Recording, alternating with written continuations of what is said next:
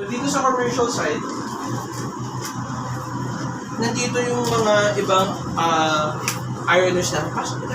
So dito sa side, ito po yung na-mention ko kanina, yung pan stopper. Hindi na stopper yung ito. Pero ito po ang tinawag ng pan stopper. Kasi ito yung sa parachutes. So top finisher yan. Ito po siya. These are two different kinds of ironers. Sa lagoon, ito yung kasama. Ito mismo.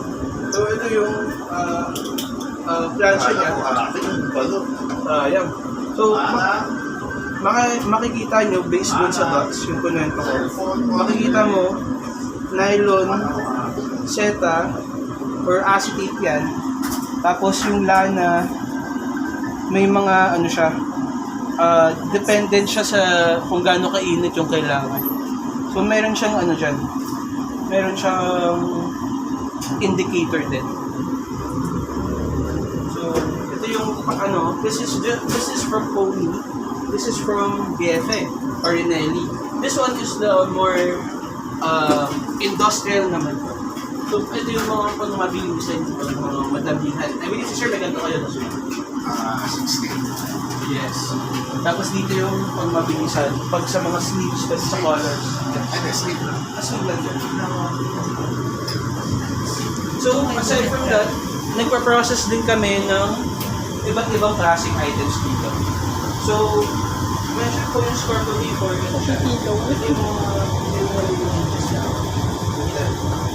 Tapos, as added value para sa tayo, para hindi siya nadadukuhan ng likod pagkatapos ng process, initially crack natin siya.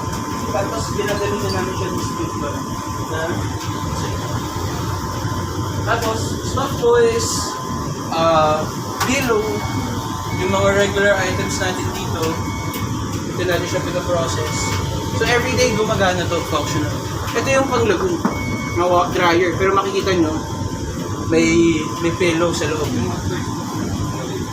So ito naman yung mga washers. So this is actually the lagoon washer.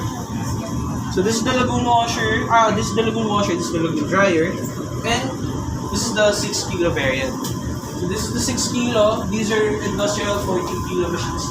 And this is the one for the 20. So mas malaki siya. Pinakamalaki. Very, very... Sir, bakit isa lang nakakonect sa pumps?